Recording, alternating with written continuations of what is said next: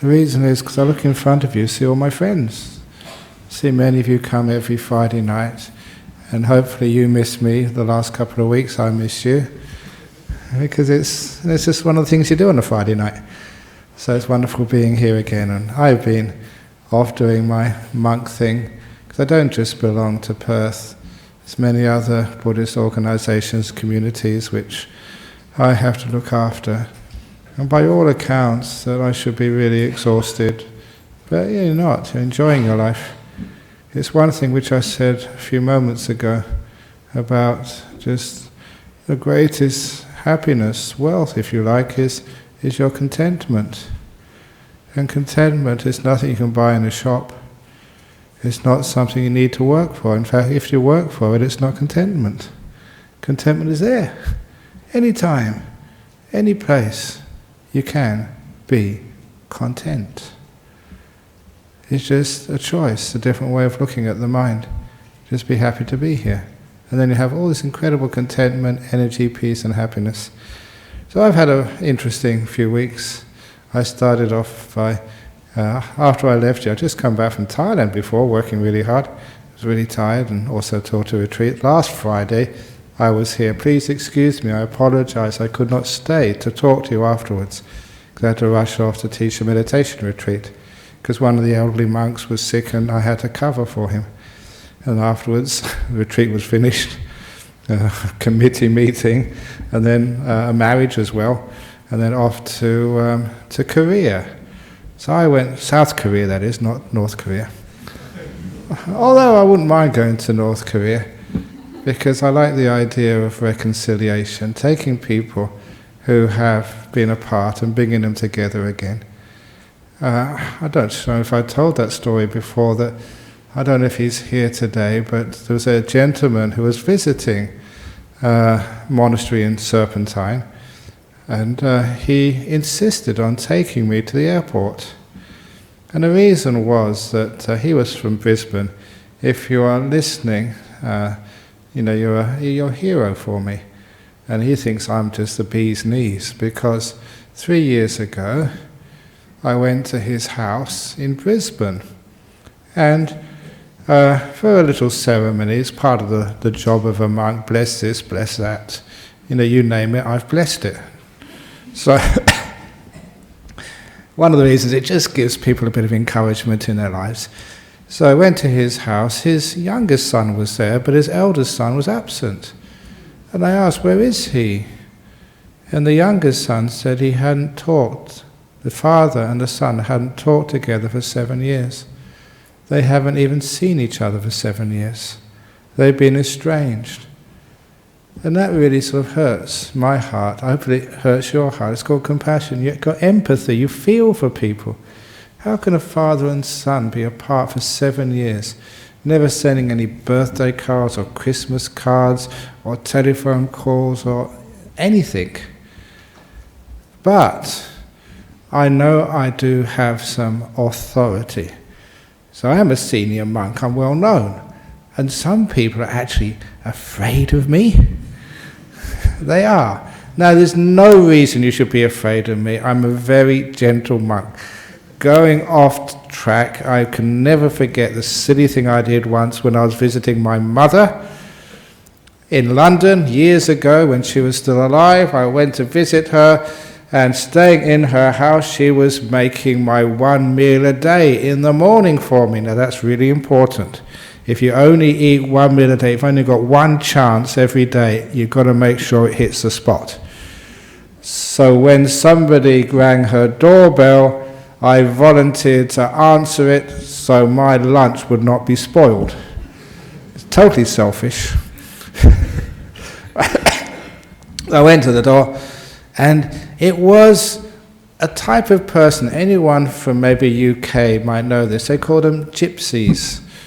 They're just itinerant people who've been in that country for hundreds of years, but they decide they do not wish to live in permanent houses. They usually live in caravans going from place to place, and good on them if they want to live like that. But they have a reputation for trying to actually solicit funds, doing silly things. So it's one of these women, she knocked on the door, she said, would you like to buy some gypsy heather? Just weeds, basically. And I was very polite, I said, no thank you. And she said to me, if you don't buy some of this heather, I will put a gypsy curse on you. It was a marketing technique. Now imagine somebody threatening to curse me. They didn't know who they were messing with. I had my robe on, but I stood up really tall in my robe, and I looked her in the eye and said, I am a very senior Buddhist monk. My curses are much stronger than yours. That's what I said. And I overdid it, honestly, I really overdid it. Because that woman, her eyes went wide, her jaw dropped, she turned around and she actually ran. She ran away. So we would never curse anybody, but I do use that, in case people mess with me, then I can always mess back. Because people have all these superstitions, Buddhist monk, senior monk, what can they do? They don't know. But they tried to mess with me, so I messed back with them. So anyway, I know I shouldn't have done that, but actually I'm quite happy I did. So it makes it a good story. So anyway, so that's just how, so curses, you don't really have curses, but people don't know that. So at this house, I told the younger son, have you got your brother's telephone number? I said, sure. Call him right now. So he got out his smartphone and he called his younger brother. He said, give the phone to, his older brother, sorry, the one who was estranged. Give the phone to me. And I said, I am Ajahn Brahm, you know me? He said, oh yeah, I know you, I listen to your talks, on YouTube. And he said, I command you to come to your father's house. You better come or else. And I hung the phone up. So this poor man, he hadn't seen his father for 7 years. He was either coming to break that estrangement or risk the curse and bad karma of not obeying a very senior monk. Of course there's no bad karma there, but people don't really know this, and so let's use whatever you've got to solve the situation. So he came in, but wouldn't look at his father, wouldn't talk to him, but first time 7 years in the same room. And I sat them down together, and they're looking this way, not at each other.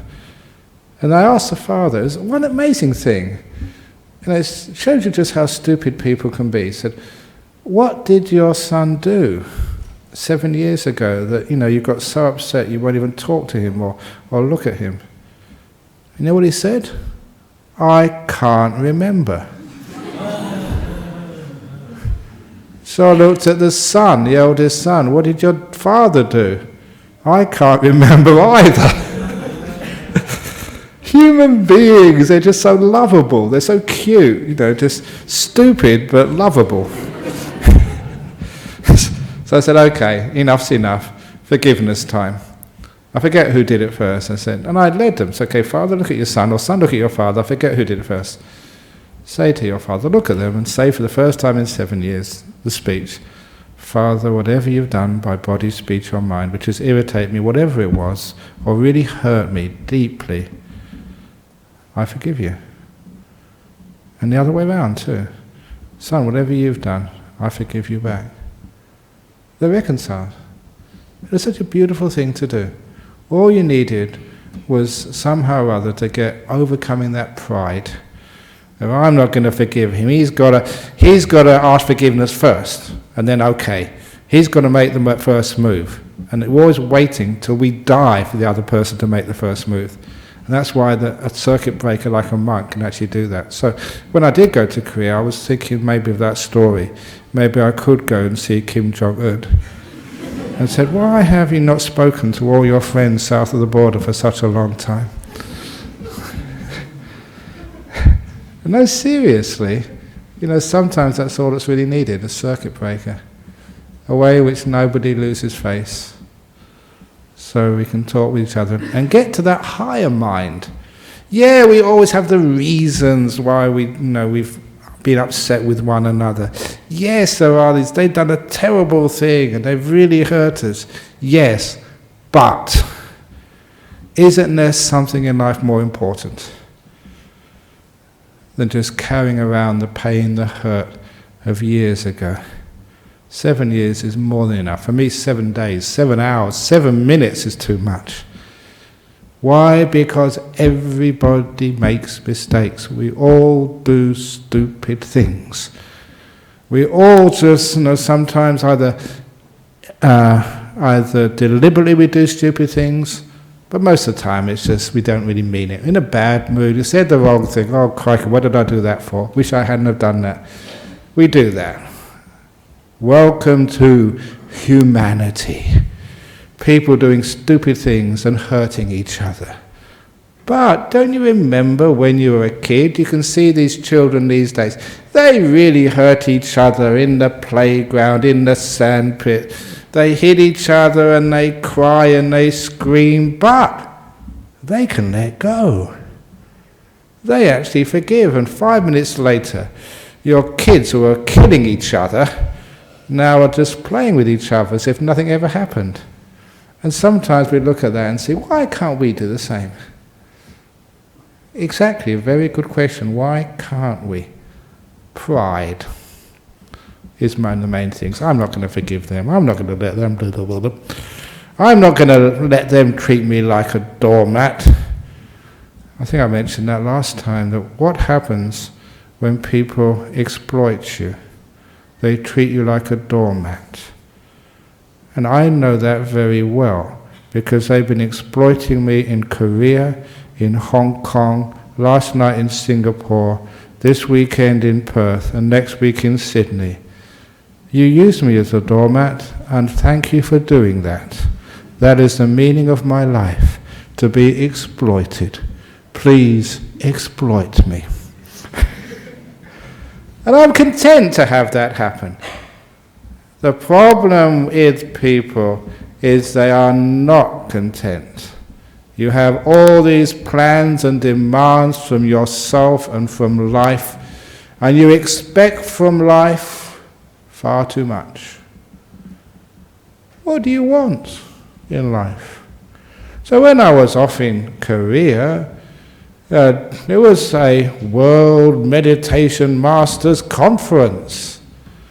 It was started, actually the reason behind this, again, Buddhists, Christians, we're all the same. The Pope visited South Korea last year.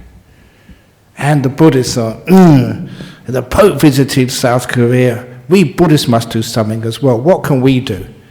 We don't have a Pope. And the Dalai Lama can't go there because, Chinese influence and trade and stuff like that. So that was a no-go.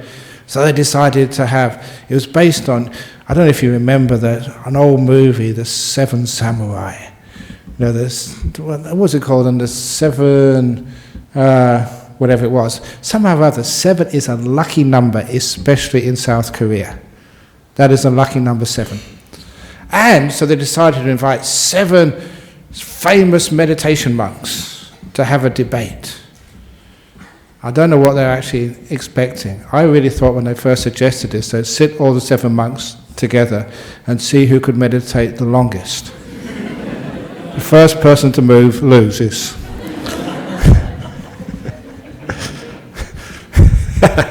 Or even better, psychic powers. Come on, Tibetan, lift up in the air. Ajahn Brahm, come on, see how far you can go. I'm the one who levitated the highest.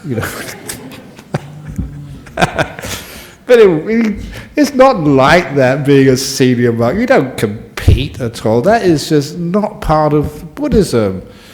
Competing with each other. We just enjoy each other's company. But anyway, in the end, they could only get 4 to go over there. So I was one of them. Many of those ones are just too old. They shouldn't really go there anyway.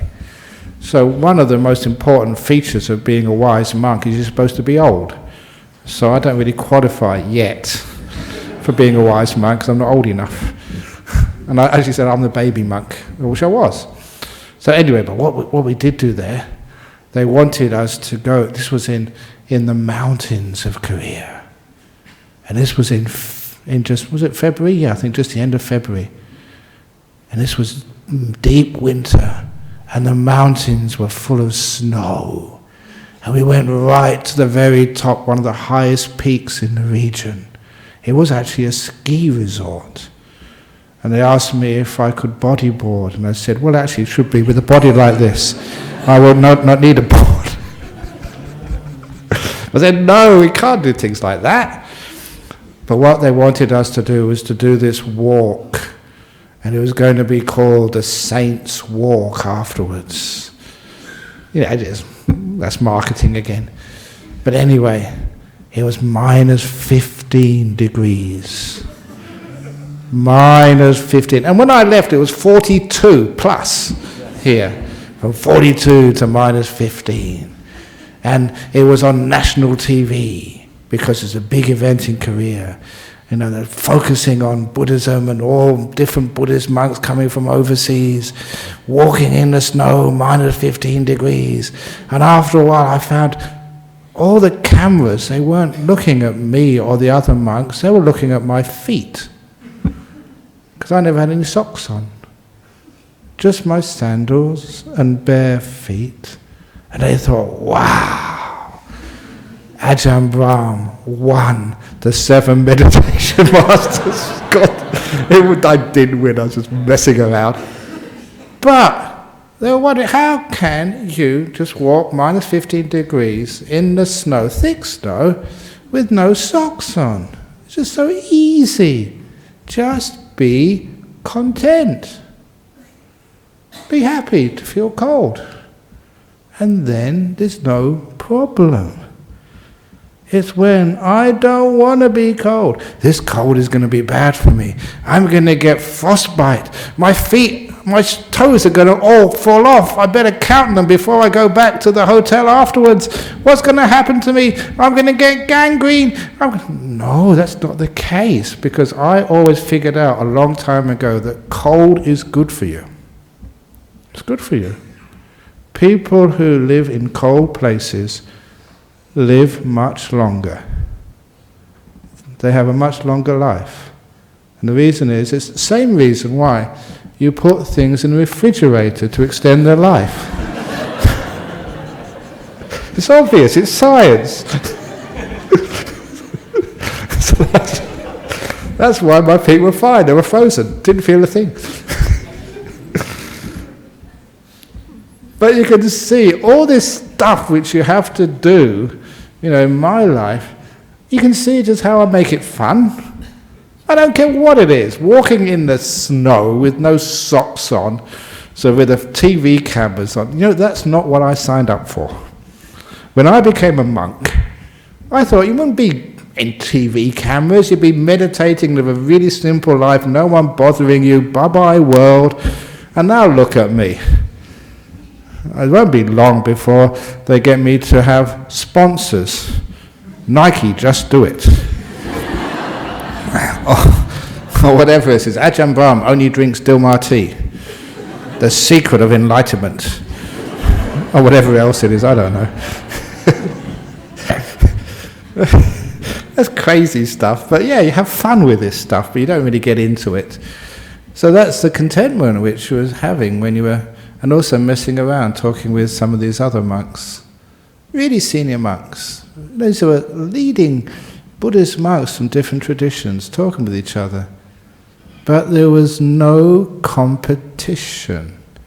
Because the idea of trying to be the best, I'm better than you, that is the total opposite of contentment. When you're content, you're just happy to be yourself. You don't give a damn what other people, they're better than you or worse than you.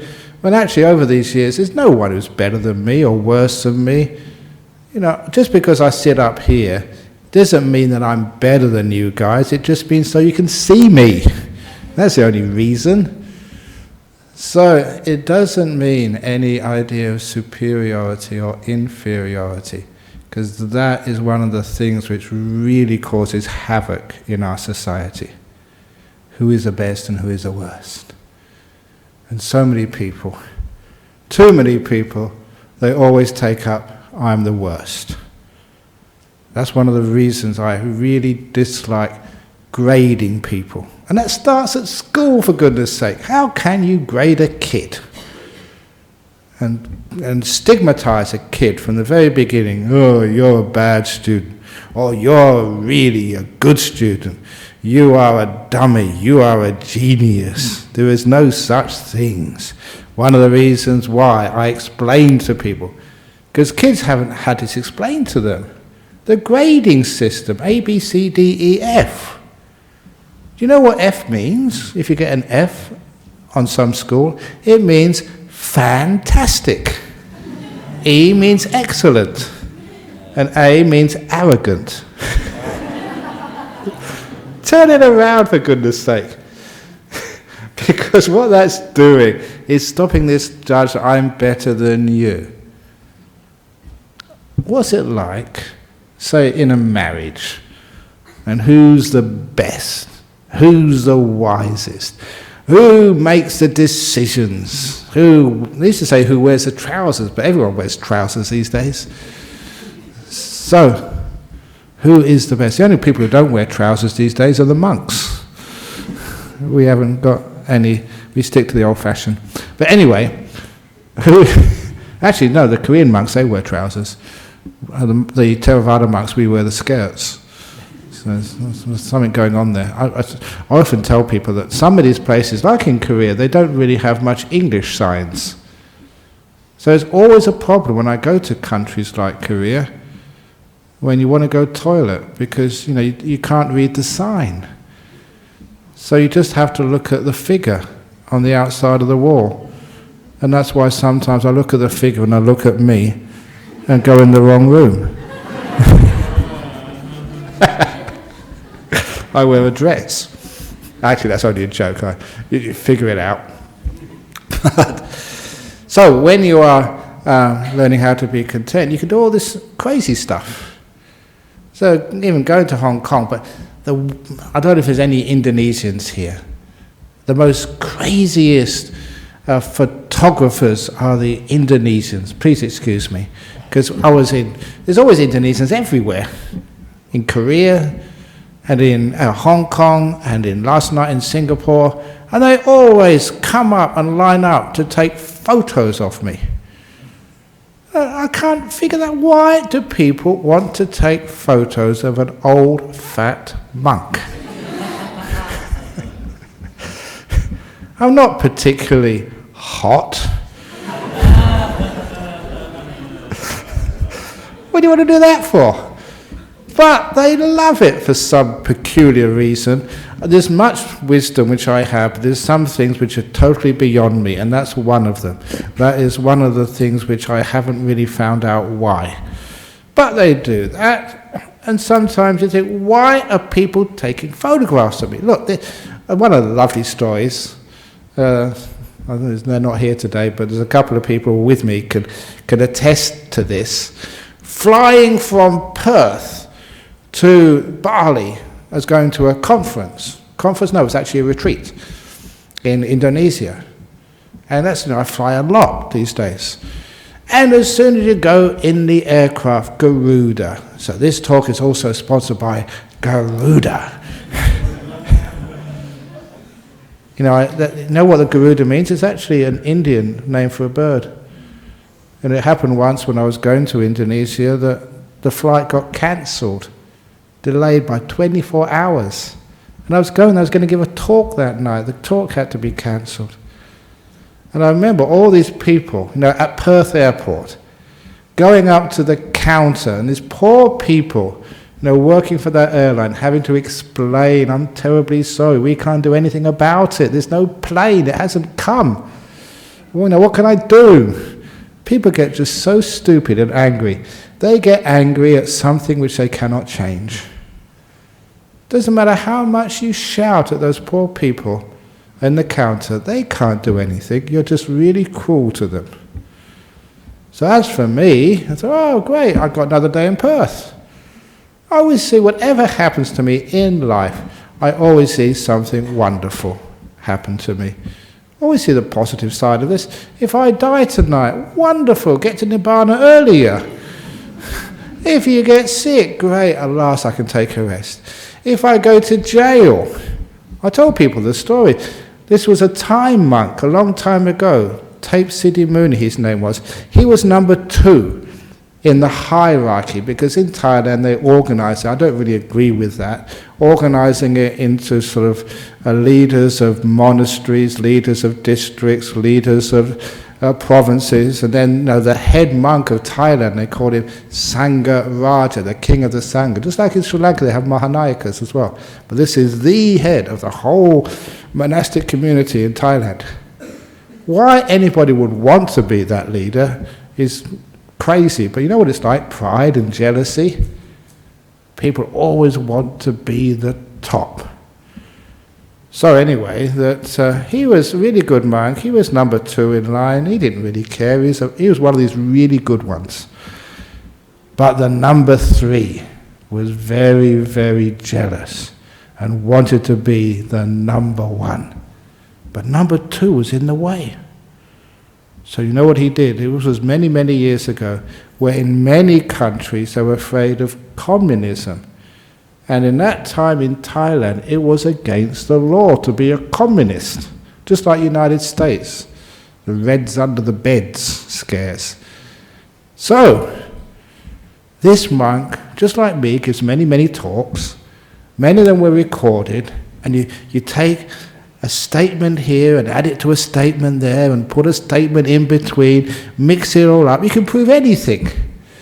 With all the stuff which I have taught, if you splice a statement here, or splice a statement there, you will think that I'm some sort of, even this evening you feel like I'm a follower of Kim Jong-un. You can do anything if you just really have got that bad ideas in your head. And so this person, number 2, so number 3 in line, accused number 2 of being a communist. And it stuck. And this monk was put in jail. Number 2 was got rid of by putting in jail for 3 years. But what happened next? Be very careful of Buddhist monks' curses. Actually didn't curse, but it's karma. The head monk number 1 did die. Number 3 got promoted to being the head monk of Thailand.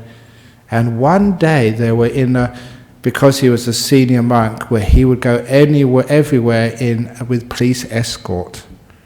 And had police car in front, police car behind. He was in a very nice car, and a car on the opposite side of the road lost control, went over the median strip and crashed in to the head monk's car and killed him instantly. No one else was even injured. Just one monk was killed. And everybody thought, this must be karma.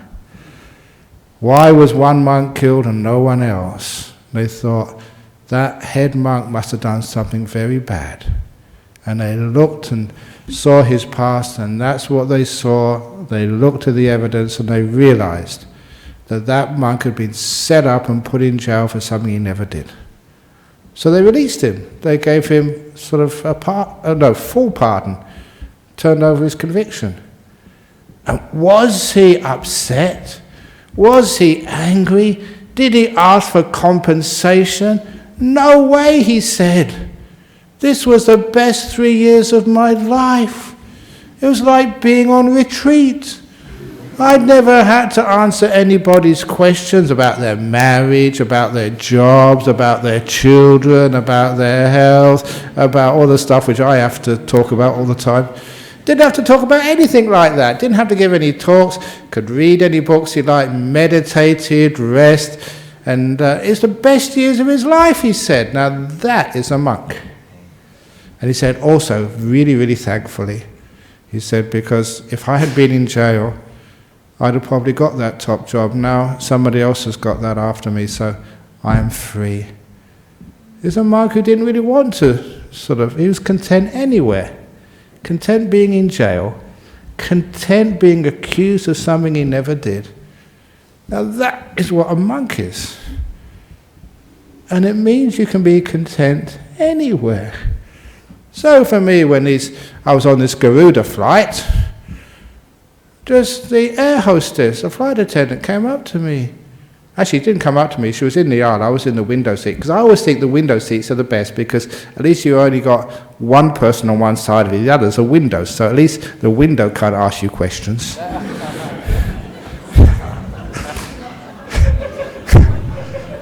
It happened. I was on another flight once, really tired, from Kuala Lumpur back to Perth, sitting on the window seat, and a woman come past and she said, "Oh, you're Ajahn Brahm, I really need to talk to you." And I said, "Oh, well, I'm terribly sorry, there's another fellow who is in the aisle seat." "Never mind." You know what this woman did?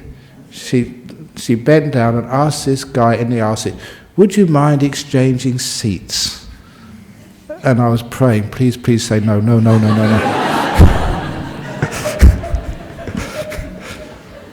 the little bastard, he said yes. So I had this woman all the way from Kuala Lumpur to Perth asking me about her marriage, her relationships, and I had to come back and give a talk that night as well. This is really unfair. But anyway, it wasn't so bad on the Garuda flight, because the flight attendant just turned around and looked at me and said, "Are you Ajahn Brahm?" I said, "Yes." and she put her hand over her heart. You know, the flight attendants are very beautiful. She said, I'm your greatest fan. I love If I wasn't a monk many years later, you'd be quite excited at things like that, but, they're way past that stuff. So I said, "Yeah, I am." He said, "Oh, you're just a wonderful monk. I got really good service." But interestingly, Indonesians, she came up, once they'd given the meal service, she came up to me and said, "Would you please come to the galley?" That's the back of the plane where all the flight attendants hang out. And they were all lined up. Photo op. They just don't leave me alone, even on the flight. They want to take photos of me. Every flight attendant, there, smile, click, okay, another one, click, okay, next one. Satu dua tiga. Those that one, that's 1, 2, 3. I don't know anything past 3 in Bahasa Indonesia, because you only need 1, 2, 3 to take the photo.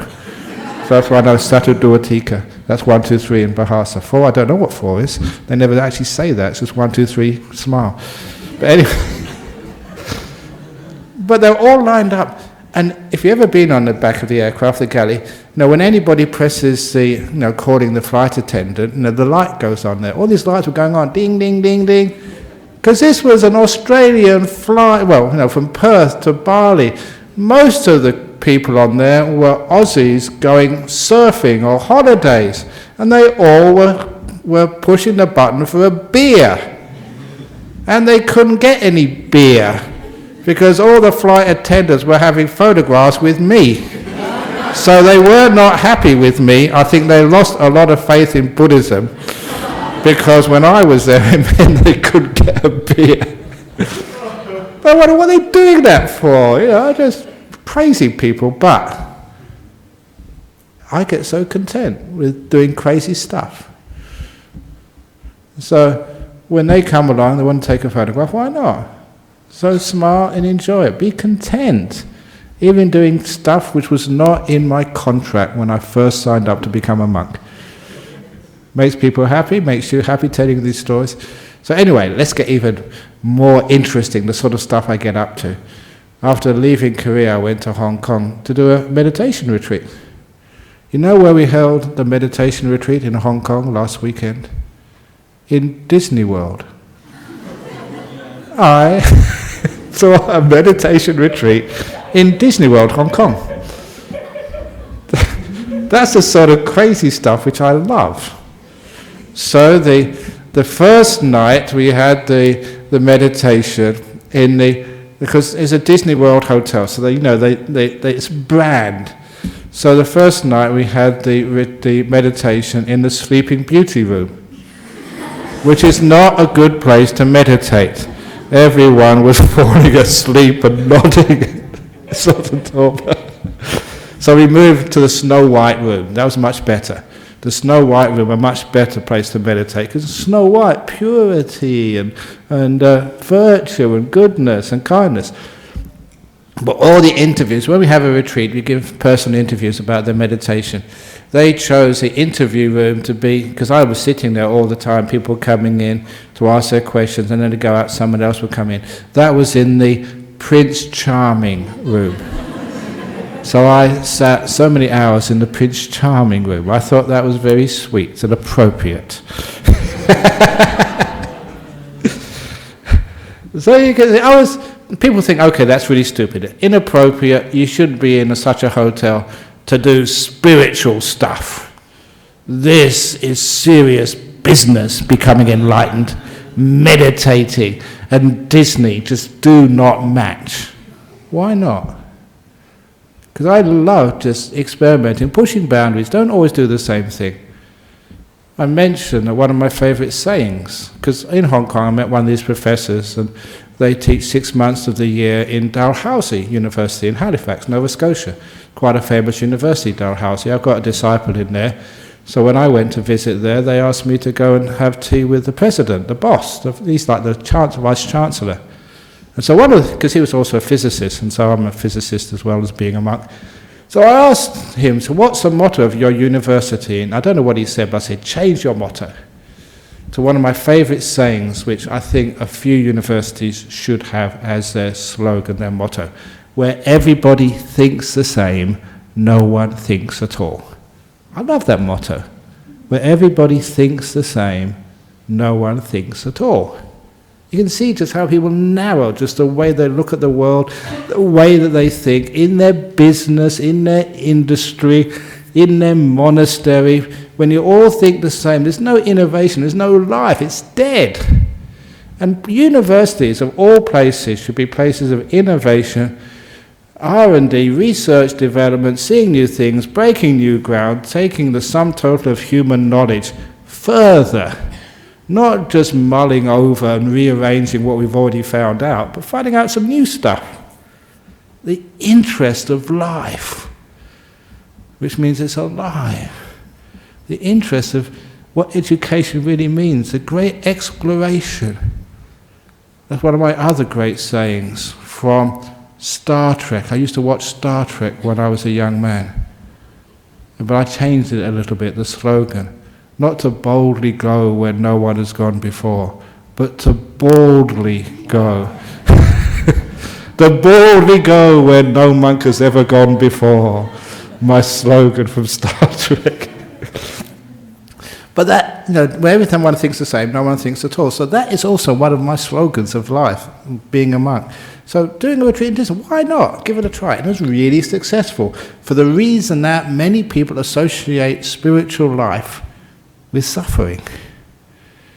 One of the reasons why religion is declining in the Western world is because it's boring, it's suffering, it's scary, they put you down, you are a sinner, you're going to go to hell unless you give a good donation to our temple. That's fraud. So, all that sort of stuff. No wonder people just fall away from religion, a bunch of hypocrites. But when you can actually do something which is a bit more innovative, and those people had a wonderful time. Even the people who went to that retreat, they were really doubtful whether this was an appropriate place to have a good meditation retreat, but some got some incredibly good meditation. They had good food, a quiet place to sleep at night, nice clean shower. It was comfortable. And that's really what they needed, to relax and rest, to take off the tension. Fighting against discomfort, wherever that comes from, that is tense. To be able to relax, a nice place to sleep at night, soft beds, nice food, that was important for them. And had a great time. Well worth what they had to pay. And just the whole idea of Disney, bit of fun, relaxation, peace, kindness. That was right in the part of the retreat. It was called a kindfulness retreat. And of course, that's the other thing which I keep on doing to try in the mindfulness movement, making a lot of inroads. Talking to professors in the hospitals and in the universities over in Hong Kong, making inroads into taking mindfulness, which is so last decade mindfulness. People are spreading this in industry and in your corporations and in the psychology rooms. Mindfulness, mindfulness, mindfulness. I'm almost sick of mindfulness now. Just hear it too much. And it's not good enough. Again, it's just everyone thinking the same again. Flavour of the month, fashion. So always push it forward, make it better, improve it.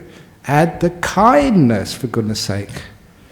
That little bit of kindness, once you understand what that is, means kindfulness, and then it changes the whole situation, and that really is powerful. So I like to teach the kindfulness, and because that's how I practice. I'm kind to myself, I'm kind to others. I'm not just aware, I'm kind as well. At least I hope I am. I'm trying my best to be kind to everybody, to be kind enough to you. You're here for an evening, a few funny stories, make you laugh, but also in between that, some really deep teachings as well.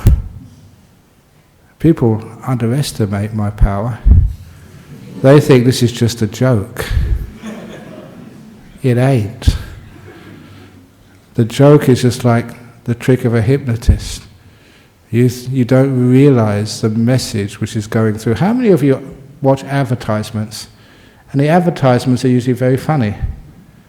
Sometimes like an imbecilic type of funny. It works.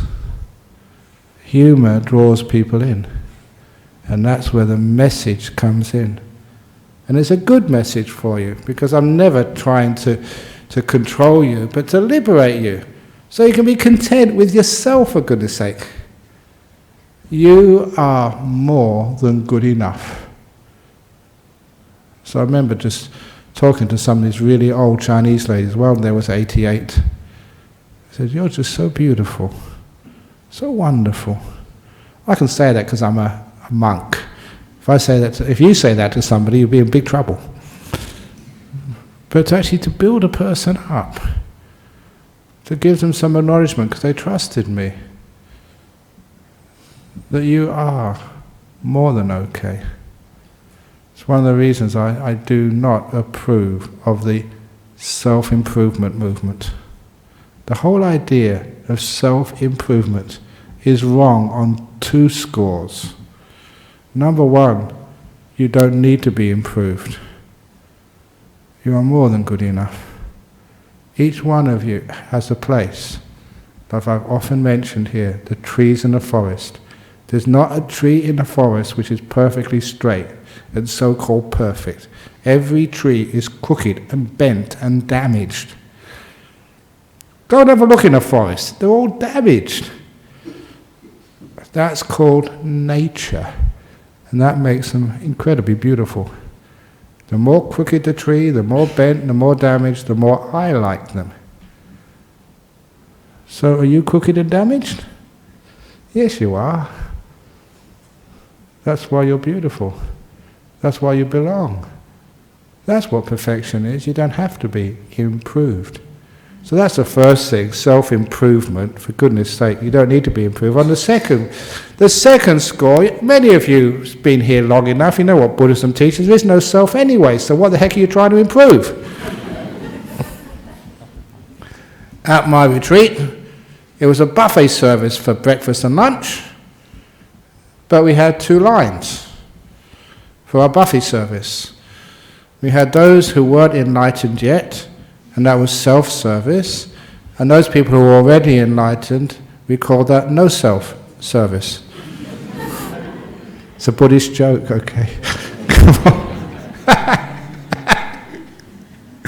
See, I'm damaged goods. I'm crooked and bent and tell stupid jokes. And I probably told that the last time as well, but never mind. So that's just how you can learn how to be content with your life, no matter what you have to do in your life. Yeah, you have to work hard to get by in life, but I have to work hard. But I never say, why me? Why do I have to give the Friday night talk? Why do I have to answer all these questions? Why do you ask me questions of marriage when I've never been married? About your job when I've never had a proper job?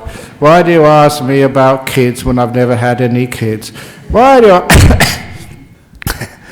I never think, why me? Because, people reminded me that years and years ago I gave the answer. And if ever you think in life, why me? Why do I have the cancer? Why is I, find it hard to have a relationship? Why can't I? Everyone else is having a good time. Why me? And the answer is, why not? That really is a study. I actually got that from a cartoon once. Hagar the Horrible. Do you know Hagar the Horrible? It's a great cartoon. He was shipwrecked on an island. Shipwrecked, storm, and he looked up in the skies and said, God, why me? And God roared back, why not? Now that's actually quite deep. Simple, but very profound. I don't like philosophers who write books. I like cartoons which actually tell the truth. So that's positive attitude. Did I mention the Snoopy cartoon about 3 weeks ago? Somebody sent me this brilliant cartoon from Peanuts. Peanuts cartoon. The reason why those cartoons are funny is because they're incredibly smart. Positive attitude. There was Charlie Brown and Snoopy, the two main characters of Peanuts cartoon. Charlie Brown and Snoopy sitting on the edge of the pier in front of this beautiful scenery. And Charlie Brown says to his dog, all of us one day will die. And Snoopy, incredibly wise dog, replies, yes, all of us most days will not die. Now that is positive mind. Yeah, all of us one day will die. That can make you depressed. When you say all of us most days will not die, that is truth. Going over to Korea and Hong Kong, they're all really scared of all these flus. SARS, they're still scared of SARS, MERS, whatever that is, avian flu, Chinese influenza and Zika and goodness knows what else people get these days. Some people will get that, but most people won't.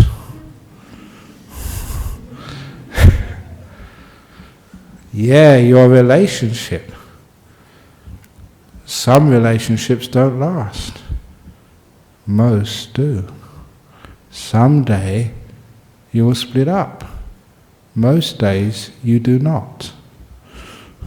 Can you see the difference?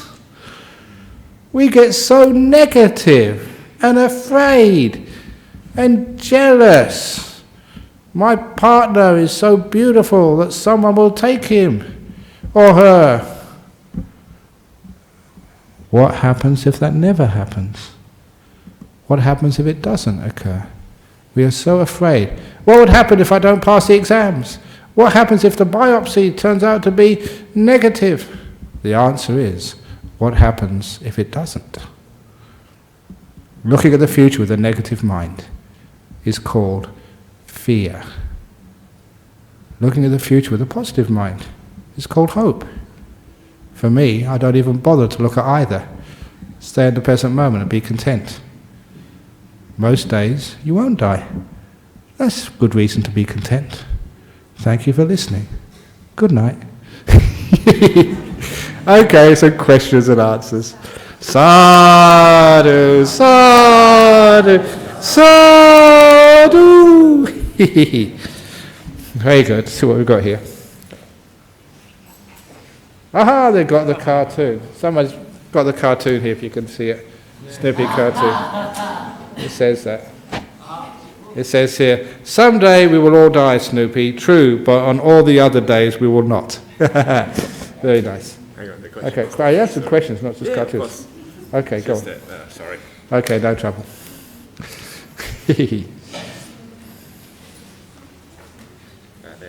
Okay, some questions here. Here we go. From UK, Indonesia, oh no, they're not talking about photographs. No. And from UK. This is the pain. I have suffered chronic pain daily for 13 years and come to really hate and fear pain. When I try to meditate, the pain is also sitting on the cushion with me. I don't want to sit quietly with it. I want to get rid of it rather than be curious or compassionate towards it. I just want my body back. Any advice?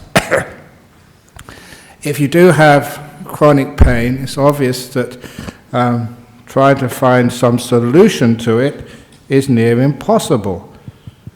So for the person in the UK, there is another way. When you say, I don't want the pain, that is the problem. To actually to change your mind to having a life which embraces the pain, is with the pain, not trying to get rid of it anymore. And that is very powerful. And if you can do that, you will be just such a spiritually advanced person.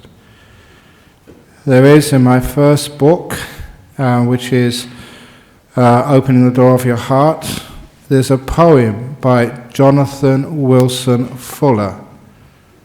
I cannot quote it word for word, but it goes something like, pain can be a useful part of life. It teaches us to keep our foot away from the thorn, our hand out of the fire. But there are some types of pains which have no purpose at all. Chronic pain, which is a destroyer of happiness and a threat to life. Yet, said this poet, even chronic pain has a purpose. The possibility of life and happiness in spite of the pain. He said it is a challenge which is very hard and a victory which is very personal, which no one else can understand.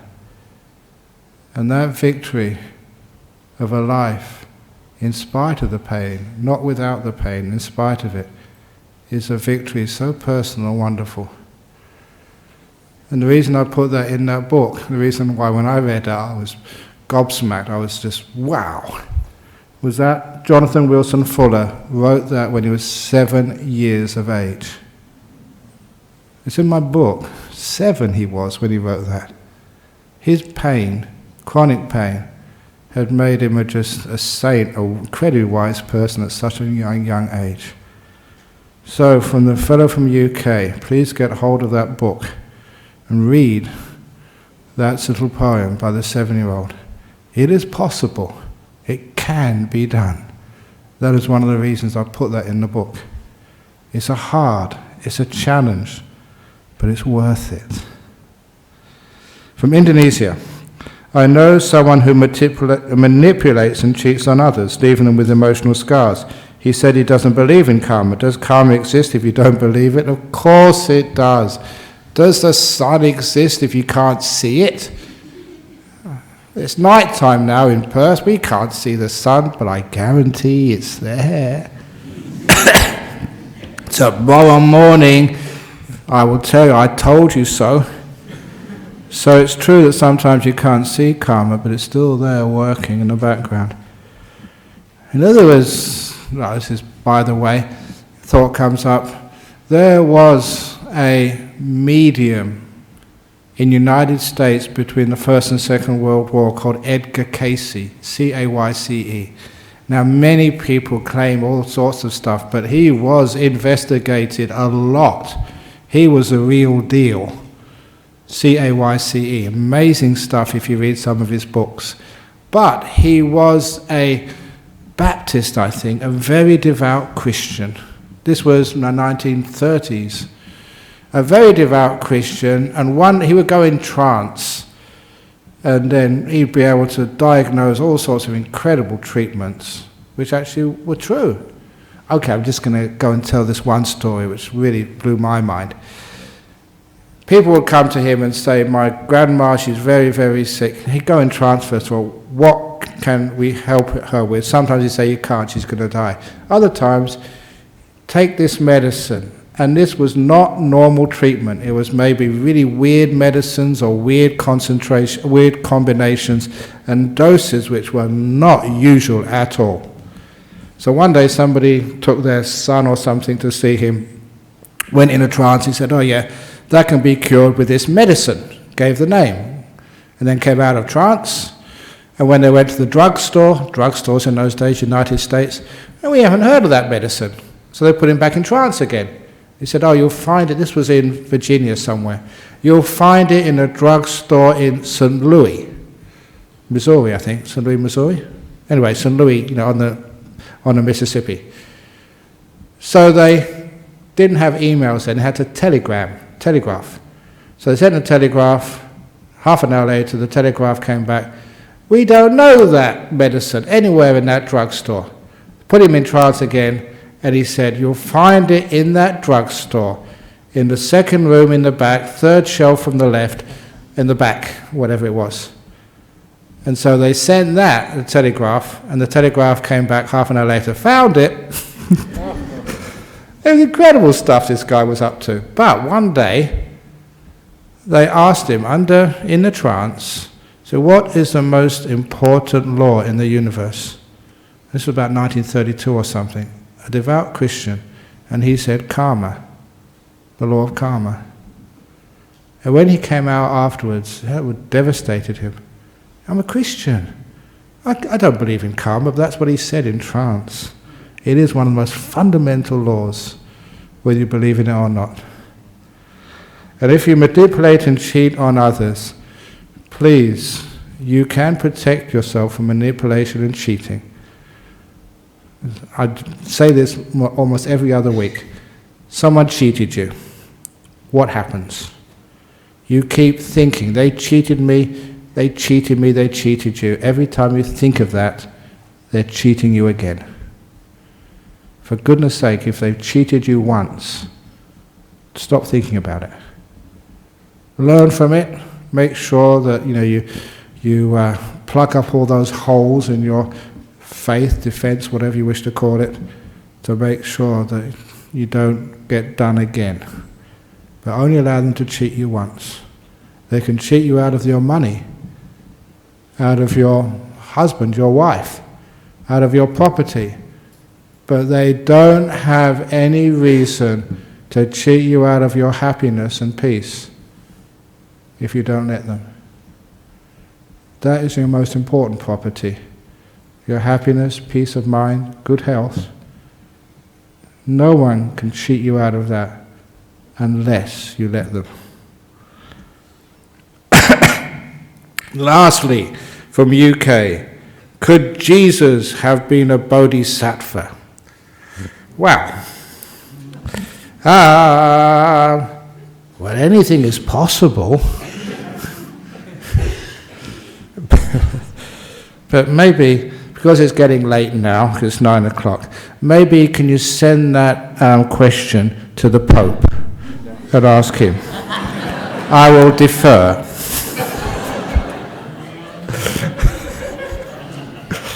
Okay, so thank you again for those questions. Any questions from the floor before we finish? You have one. You get some cramps. Yeah. Congratulations. Be content with the cramps. So what do you do when you get the cramps? Move. Massage. Be kind. Which is part of contentment. Contentment doesn't mean just sitting there with a broken leg. "Oh, I'm content. Ambulance that comes doesn't come. Doesn't matter." Contentment means being content and knowing what the possibilities are and working within those possibilities. Being content with what you can do in life and what you can't do. And when you know what you can do, what you can't do, you have total contentment. Always say, if there's something you can do, give it everything you've got. If there's nothing you can do, just let go. Very simple. That's called contentment. Very good. So in order that your cramp doesn't get worse, so we're going to finish now. So we're going to bow 3 times to the Buddha, Dhamma, and Sangha, and then I'm sure that I'll be very content to have you all lined up asking your questions.